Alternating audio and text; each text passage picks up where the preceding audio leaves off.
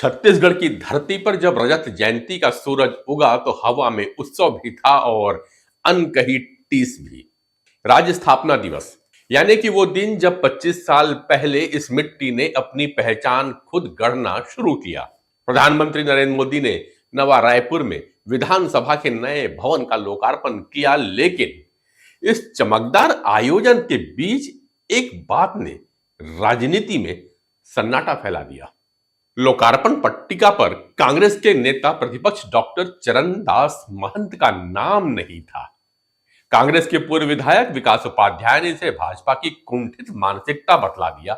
उनका कहना था कि जब कांग्रेस की सरकार ने इस विधानसभा की नींव रखी थी तब भाजपा के नेता प्रतिपक्ष का नाम पट्टिका में शामिल किया गया था, लेकिन अब सत्ता बदलते ही संस्कार बदल गए।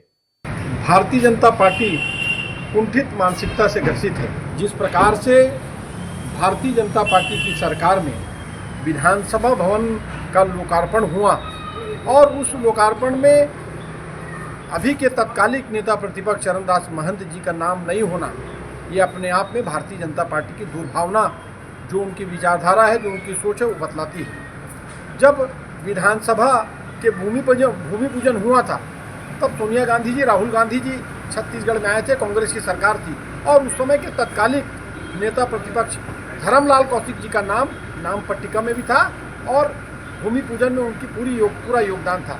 छत्तीसगढ़ का नया विधानसभा भवन सिर्फ ईंट पत्थर का ढांचा नहीं है, यह राज्य की आत्मा का प्रतीक है। लेकिन जब आत्मा में भेद पैदा हो जाए तो इमारत कितनी भी सुंदर क्यों ना हो, लोकतंत्र अधूरा ही रह जाता है। मगर जिस समय नवा रायपुर का यह भवन बन रहा था, उसी समय छत्तीसगढ़ का रियल एस्टेट सेक्टर जैसे किसी ब्रेक पर खड़ा हो गया था।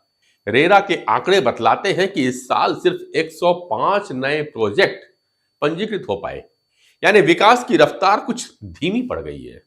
वजह कई है। छोटे कृषि प्लाट की रजिस्ट्री पर रोक, कलेक्टर गाइडलाइन में 30% की छूट का खत्म हो जाना और घटती मांग।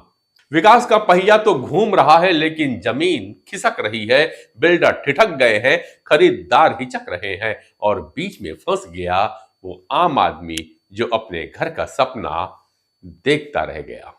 लेकिन इस ठहराव के बीच हाउसिंग बोर्ड ने बाजार में कुछ हलचल मचाई। 30% की छूट के साथ अब तक 2500 यूनिट्स बिक चुकी हैं, यानी सरकारी हाथों से बाजार में हलचल लौट रही है।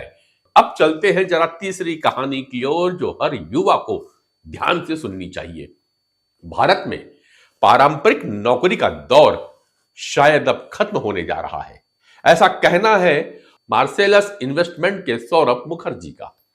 उनका कहना है आने वाले सालों में स्थायी नौकरी नहीं रहेगी, हर व्यक्ति खुद का मालिक होगा। ड्राइवर, कोडर, पॉडकास्टर सब गिग वर्कर बन जाएंगे, यानी नौकरी नहीं स्किल की पहचान बनेगी। और यही बदलाव सबसे पहले उन राज्यों को अपनाना होगा जो अब भी सरकारी नौकरी के सपने युवाओं को दिखा रहे हैं।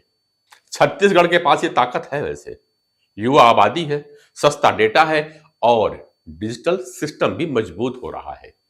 यही वो 3 स्तंभ हैं जो गिग इकोनॉमी को संभाल सकती है। और यह जो वक्त आ रहा है वह नौकरी ढूंढने का नहीं है, खुद को काम में ढालने का है, क्योंकि आने वाला भारत गिग भारत बनने जा रहा है और आने वाला छत्तीसगढ़ कौशल वाला छत्तीसगढ़ होगा, स्किल डेवलप छत्तीसगढ़। छत्तीसगढ़ की रजत जयंती सिर्फ केवल एक उत्सव नहीं है, यह आत्ममंथन का क्षण है। 25 साल पहले हमने राज्य बनाया था, अब वक्त है राज्य की सोच को नया रूप देने का।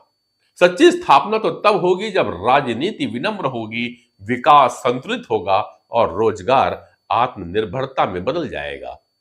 नाम चाहे पट्टिकाओं से मिट जाए, लेकिन इतिहास में वही नाम दर्ज होंगे जिसने छत्तीसगढ़ को नींव से नई दिशा की ओर ले गए।